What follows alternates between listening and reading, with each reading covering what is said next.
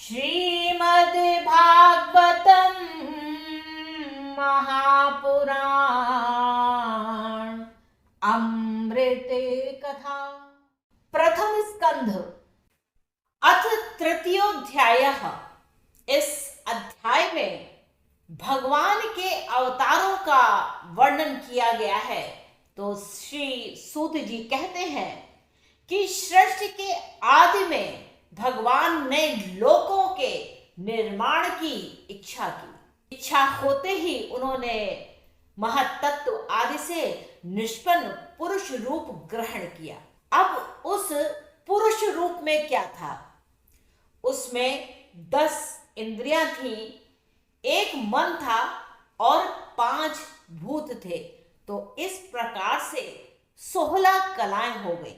उन्होंने कारण जल में शयन करते हुए जब योग निद्रा का विस्तार किया, तब उनके नाभि सरोवर से एक कमल प्रकट हुआ और उस कमल से प्रजापतियों के अधिपति ब्रह्मा जी उत्पन्न हुए।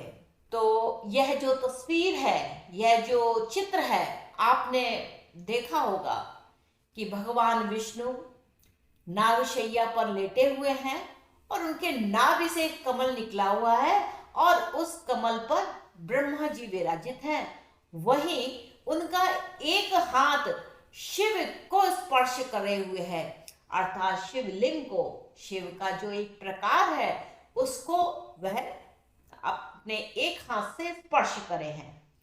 तो यहाँ यह समझना कि यह कहा क्या जा रहा है कि 16 कलाओं के बारे में बताया जा रहा है। तो वह जो 16 कलाएं हैं वह क्या है? उस 16 कलाओं में 10 तो इंद्रियां हैं, एक मन है और 5 भूत हैं। तो इस प्रकार से यह 16 कलाएं हो जाती हैं। तो भगवान के उस विराट रूप के अंग प्रत्यंग में ही समस्त लोगों की कल्पना की गई है। अब समझना कि ये जो सारे जो लोक बताए गए हैं, जैसे भूलोक, पाताल लोक, इस तरीके के जो ये लोक हैं, उन लोगों की जो कल्पना की गई है वह भगवान की विशुद्ध सत्वमय श्रेष्ठ रूप है।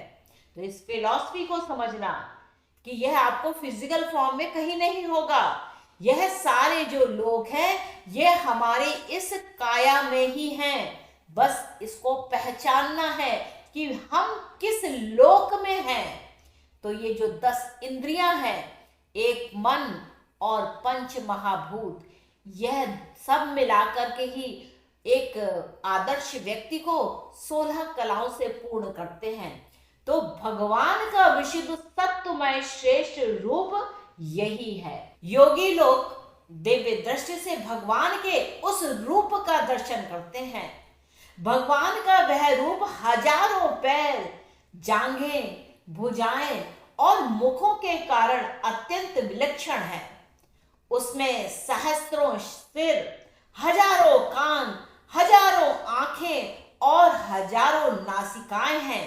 हजारों मुकुट, वस्त्र और कुंडल आदि आभूषणों से वह उल्लसित रहता है।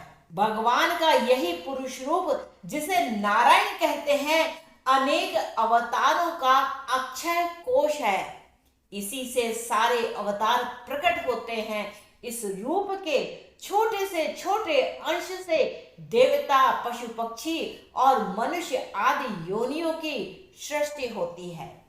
उन्हीं प्रभु ने पहले कौमार सर्ग में सनक, सनंदन, सनातन और सनत कुमार, इन 4 ब्राह्मणों के रूप में अवतार ग्रहण करके अत्यंत कठिन अखंड ब्रह्मचर्य का पालन किया। दूसरी बार इस संसार के कल्याण के लिए समस्त यज्ञों के स्वामी उन भगवान ने ही रसातल में गई हुई पृथ्वी को निकाल लाने के विचार से सूकर रूप ग्रहण किया। ऋषियों की दृष्टि में उन्होंने देवर्षि नारद के रूप में तीसरे अवतार को ग्रहण किया और सातवें तंत्र का, जिसे नारद 5 रात्र कहते हैं, उपदेश दिया। उसमें कर्मों के द्वारा किस प्रकार कर्म बंधन से मुक्ति मिलती है, इसका वर्णन है। धर्म पत्नी मूर्ति के गर्भ से उन्होंने नर नारायण के रूप में चौथा अवतार ग्रहण किया। इस अवतार में उन्होंने ऋषि बनकर मन और इंद्रियों का सर्वथा संयम करके बड़ी ही कठिन तपस्या की।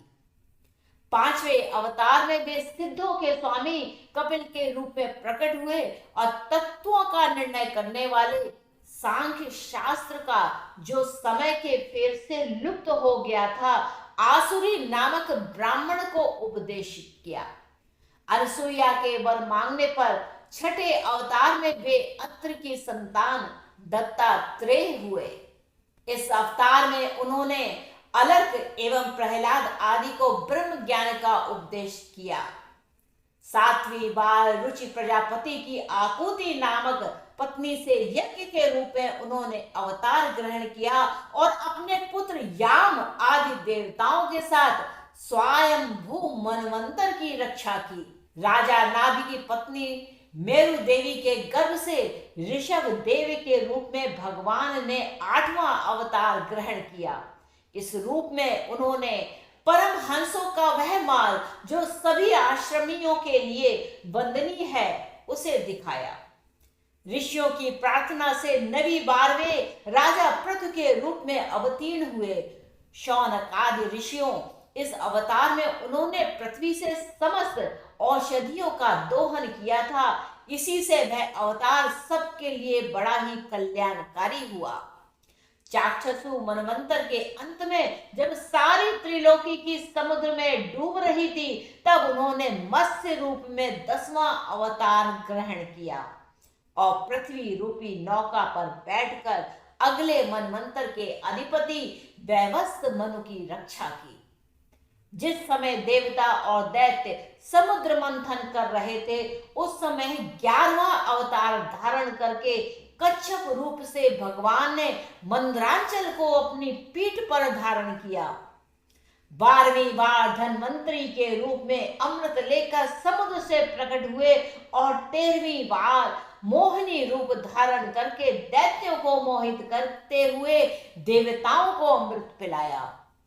14वें अवतार में उन्होंने नरसिंह रूप धारण किया और अत्यंत बलवान दैत्य राजा हिरण्याकश्यप की छाती अपने नखों से अनायास इस प्रकार फाड़ डाली जैसे चटाई बनाने वाला सीक को चीर डालता है।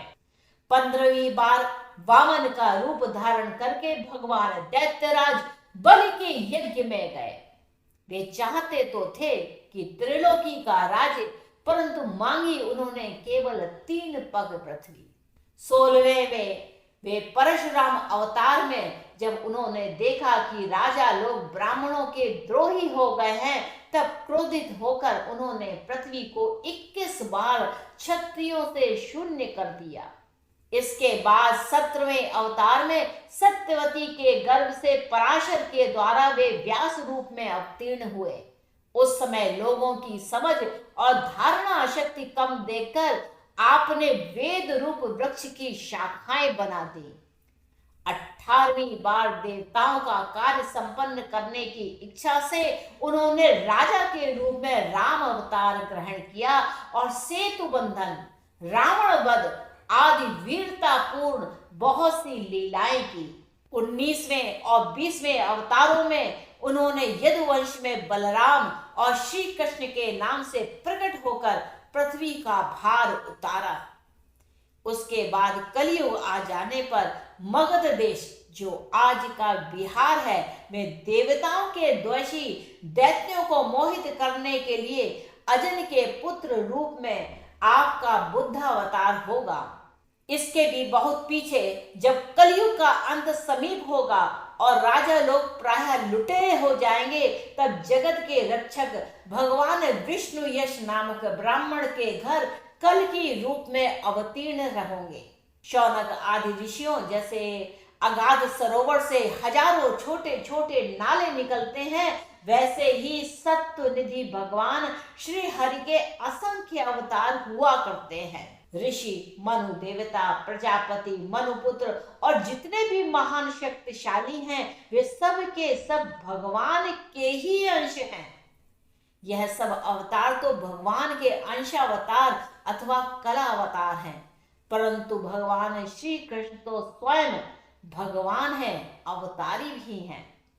जब लोग दैत्यों के अत्याचार से व्याकुल हो उठते हैं, तब युग युग में अनेक रूप धारण करके भगवान उनकी रक्षा करते हैं। भगवान के दिव्य जन्मों की यह कथा अत्यंत ही गोपनीय है, रहस्यमयी है। जो मनुष्य एकाग्र चित्त से नियम पूर्वक सायंकाल और प्रातः काल प्रेम से इसका पाठ करता है, वह सब दुखों से छूट जाता है।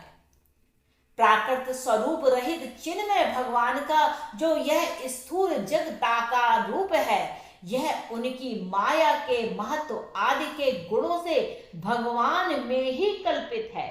जैसे बादल वायु के आश्रय रहते हैं और धूसरपना धूल में होता है, परंतु अल्प बुद्धि मनुष्य बादलों का आकाश में और धूसरपने का वायु में आरोप करते हैं, वैसे ही अविवेकी पुरुष सबके साक्षी आत्मा में स्थूल दृश्य रूप जगत का आरोप करते रहते हैं।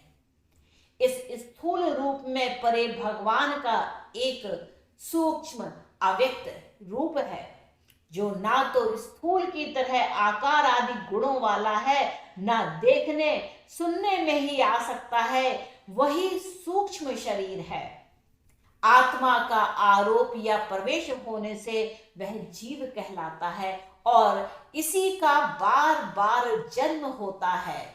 उपयुक्त सूक्ष्म और स्थूल शरीर अविद्या से ही आत्मा में आरोपित है।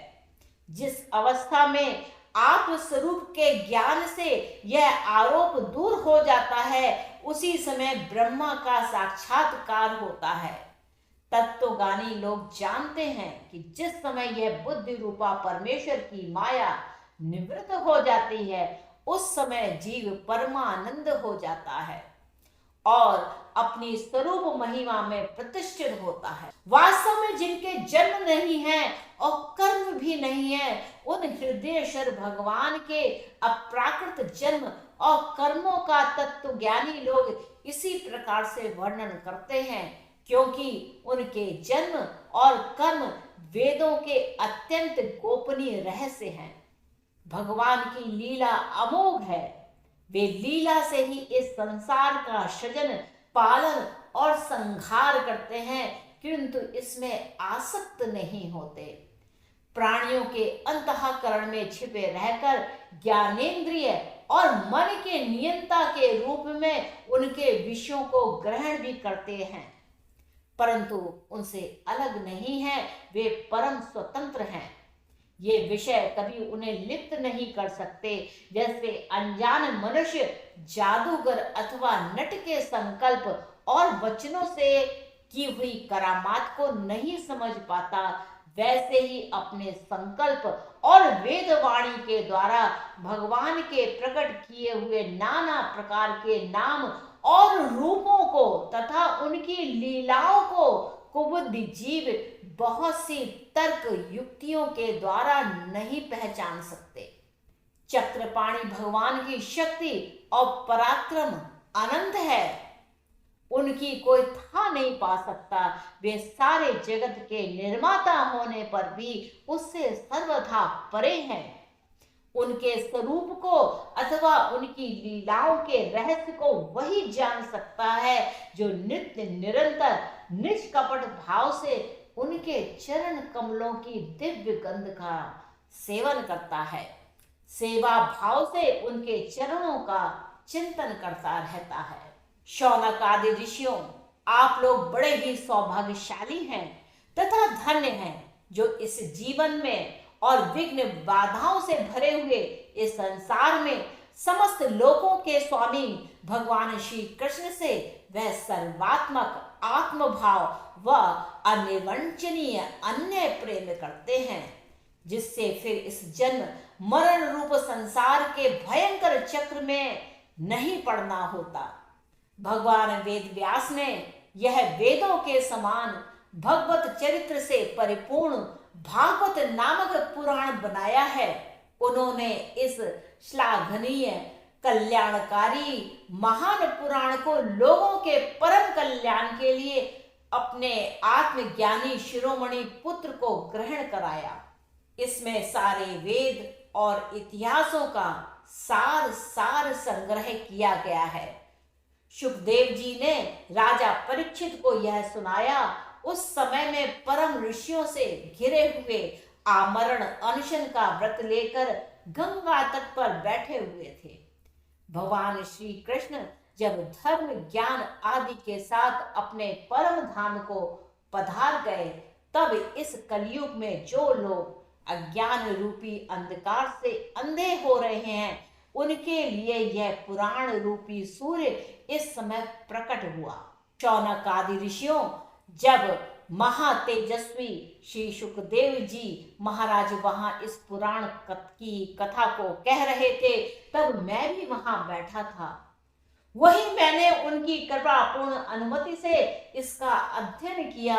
मेरा जैसा अध्ययन है और मेरी बुद्धि ने जिस प्रकार उसको उस समय ग्रहण किया, उसी के अनुसार इसे मैं आप लोगों को सुनाऊंगा। यहाँ पर यह बात भी समझनी होगी कि 22 अवतारों की गणना की गई है, परंतु भगवान के 24 अवतार प्रसिद्ध हैं। कुछ विद्वान 24 की संख्या यूं पूर्ण करते हैं। रामकृष्ण के अतिरिक्त 20 अवतार तो उपयुक्त है ही, शेष 4 अवतार श्री कृष्ण के अंश हैं। स्वयं श्री कृष्ण तो पूर्ण परमेश्वर हैं, वे अवतार नहीं अवतारी हैं। अतः श्री कृष्ण को अवतारों की गणना में नहीं गिनते। उनके 4 अंश ये हैं, एक तो केश का अवतार, दूसरा सूतपा तथा प्रश्न पर कृपा करने वाला अवतार, तीसरा संकर्षण बलराम और चौथा परम ब्रह्म। इस प्रकार इन 4 अवतारों से विशिष्ट 5वें साक्षात भगवान वासुदेव हैं। दूसरे विद्वान ऐसा मानते हैं कि 22 अवतार तो उपयुक्त हैं ही, इनके अतिरिक्त 2 और हैं, वे हैं हंस और हयग्रीव। इति श्रीमद्भागवते महापुराणे पारमहंस्यां संहितायां प्रथम स्कंदे नैमिषीयोपाख्याने तृतीयोऽध्यायः संपूर्णम्। कृपया इस एपिसोड को लाइक कीजिए, इसको शेयर कीजिए अपने परिवार के साथ, अपने मित्रों के साथ, और हाँ, चैनल को सब्सक्राइब करना बिल्कुल मत भूलें।